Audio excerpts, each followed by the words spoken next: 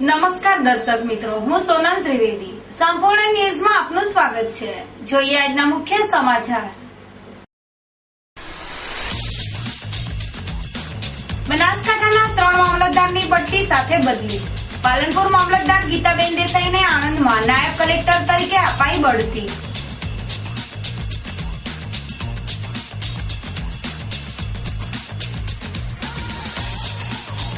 ડીસામાં સેવાભાવી ઈસમ ઉપર હુમલો કરનાર તબીબ વિરુદ્ધ જિલ્લા પોલીસ વડાને રજૂઆત. સિવિલના તબીબે મનુભાઈ આસનાનીને તમાચો મારતા સર્જાયો હતો વાવકો.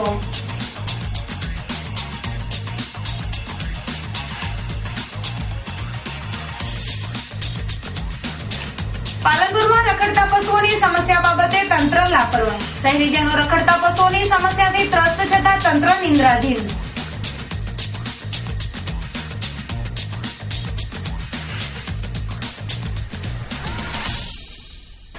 અંબાજીમાં ભાદરવી પૂનમનો મેળો અંતિમ ચરણમાં. મેળામાં સ્વચ્છતા અને નવીન બસો બની આકર્ષણ. સંપૂર્ણ ન્યૂઝ આપણી આંગળીના ઠેરવે. ઇન્ટરનેટ ઉપર સંપૂર્ણ ન્યૂઝ જોવા લોગિન કરો www.youtube.com/સંપૂર્ણ ન્યૂઝ. જોઈએ સમાચારો વિગતવાર. ગુજરાતના મહેસૂલ વિભાગમાં વહીવટી સરળતા માટે સાગમેટે 95 મામલતદારોની બઢતી સાથે બદલી કરવામાં આવી છે. જેમાં બનાસકાંઠામાં વર્ગ 2 ના 3 મામલતદારોની બઢતી સાથે બદલી કરાઈ છે. જેમાં બનાસકાંઠા ડિઝાસ્ટર મામલતદાર પીસી દવેની અરવલ્લી જિલ્લામાં ખાલી પડેલ નાયબ જિલ્લા ચૂંટણી અધિકારી તરીકે બઢતી સાથે બદલી કરાઈ છે અને પાલનપુર તાલુકા મામલતદાર તરીકે પ્રશંસનીય કામગીરી કરનાર ગીતાબેન એન દેસાઈને આણંદ કલેક્ટર કચેરી ખાતે નાયબ કલેક્ટર 1 તરીકે બઢતી સાથે બદલી કરાઈ છે અને ડીસા મામલતદાર એસડી ગિલવાની રાધનપુર ખાતે પ્રાંત અધિકારી તરીકે બદલી કરાઈ છે. આમ બનાસકાંઠાના 3 મામલતદારોની સરકાર દ્વારા વહીવટી સાનુકૂળતા માટે બદલીના હુકમ કરાયા છે.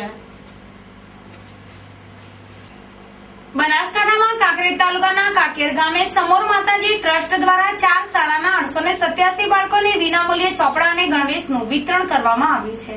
કાકેર ગામે અભ્યાસ કરતા બાળકોમાં શિક્ષણ પ્રત્યે રુચિ વધે અને બાળકો ગણવેશ અને ચોપડા સાથે શિક્ષણ કાર્ય કરી શિક્ષિત બને તેવા ઉમદા હેતુથી કાકેર ગામની પ્રાથમિક શાળામાં કાકર ગામની પ્રાથમિક શાળા સમોર માતાજી ટ્રસ્ટ દ્વારા 4 સ્કૂલના 887 બાળકોને 2 જોડી ગણવેશ વિષયવારના ચોપડા તેમજ ધોરણ 1 ના નાના ભૂલકાઓને શિક્ષણ કીટનું વિતરણ કરવામાં આવ્યું હતું.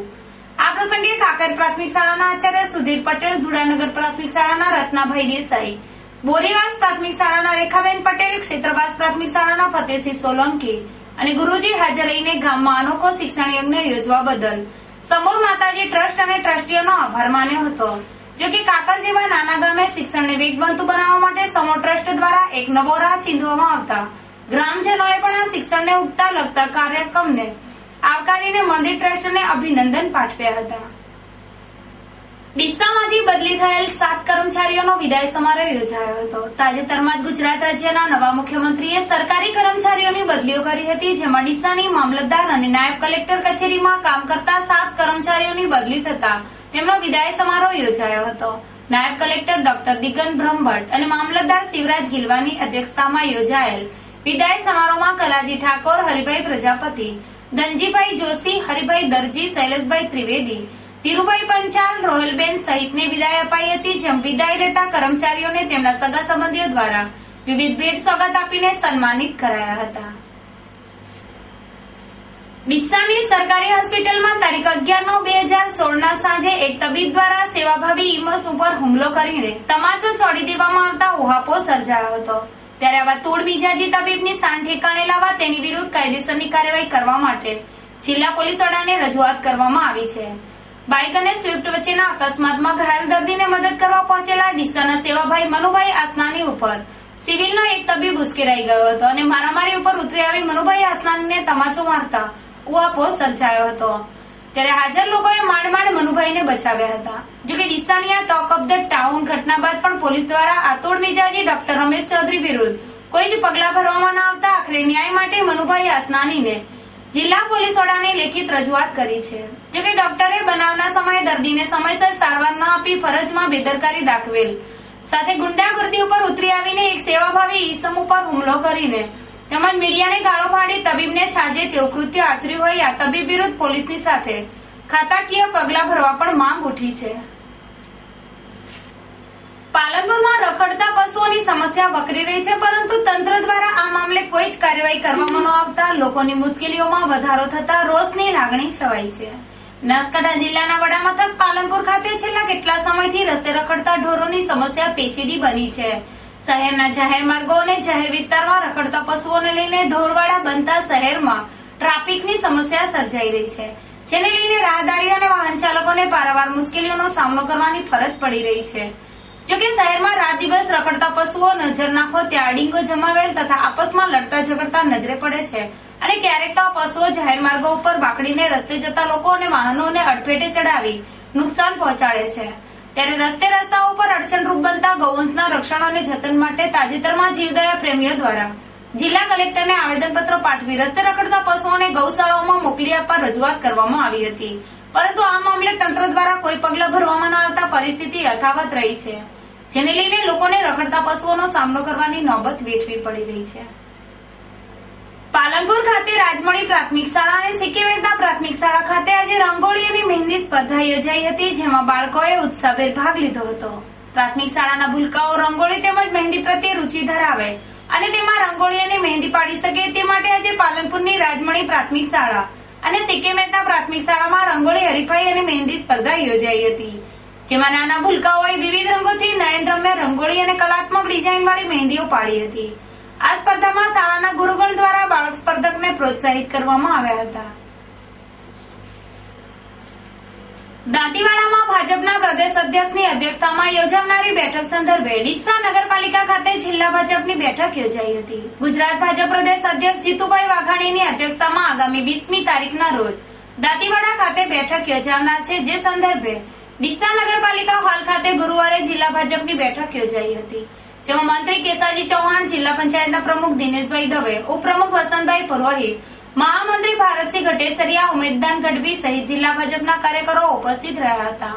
આ બેઠકમાં ઉપસ્થિત મહાનુભાવોએ વડાપ્રધાન નરેન્દ્રભાઈ મોદીના જન્મદિન અને સ્વચ્છતા અભિયાન કાર્યક્રમ વિશે પણ માહિતીગાર કરાયા હતા. તેમજ દાંતીવાડાના ઓડિટોરિયમ હોલ ખાતે યોજાનારી દિવસ દરમિયાનની ભાજપની બેઠકના કાર્યક્રમો વિશે પણ માહિતી અપાઈ હતી.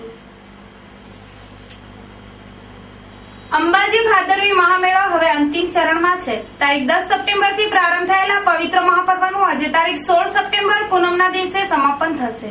ઉલ્લેખનીય છે કે માત્ર ગુજરાતમાં જ નહીં પરંતુ સમગ્ર વિશ્વમાં ભારતમાં ભરાતા મોટા મેળાઓમાં સ્થાન ધરાવતા ભાદરવી પૂનમના મહામેળામાં લાખો માઈ ભક્તો દૂર દૂરથી ચાલતા આવે છે. આ વર્ષે પણ લાખો શ્રદ્ધાળુઓ દૂર દૂરથી આ બાજુ અંબાજી આવી રહ્યા છે. ખેડબ્રહ્મા અંબાજી રોડ, વિસનગર ખેરાલુ અંબાજી રોડ અને પાલનપુરથી અંબાજી રોડ ઉપર માઈ ભક્તોની ભરચકસ થઈ રહી છે.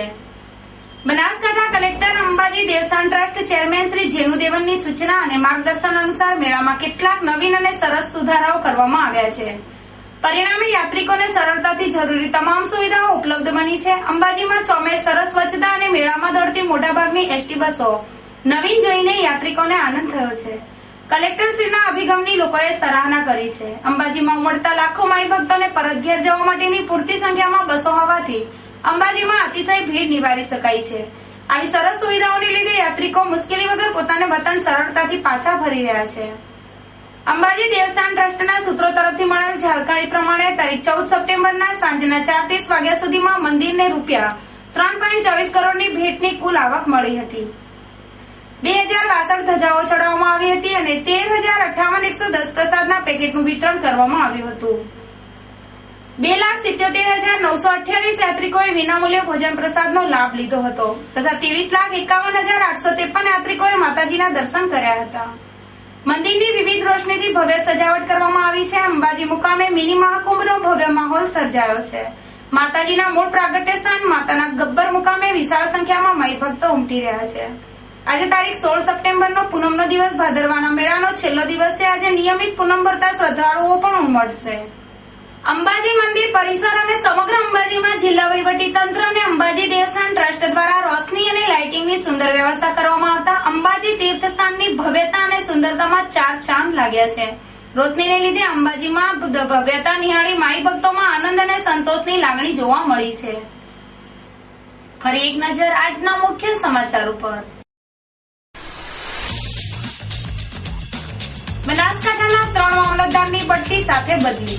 પાલનપુર મામલતદાર ગીતાબેન દેસાઈને આણંદમાં નાયબ કલેક્ટર તરીકે અપાઈ બઢતી.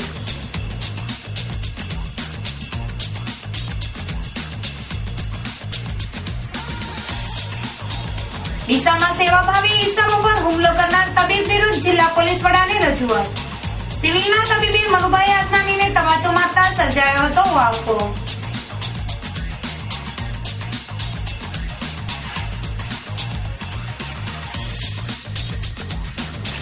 પાલનપુરમાં રખડતા પશુઓની સમસ્યા બાબતે તંત્ર લાપરવાહ. શહેરીજનો રખડતા પશુઓની સમસ્યાથી ત્રસ્ત છતાં તંત્ર નિંદ્રાધીન.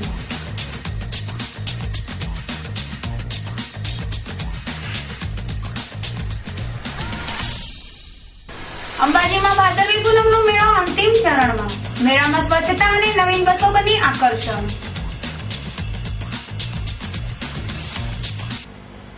આ હતા અત્યાર સુધીના સમાચાર. વધુ સમાચાર સાથે ફરી મળીશું. નમસ્કાર.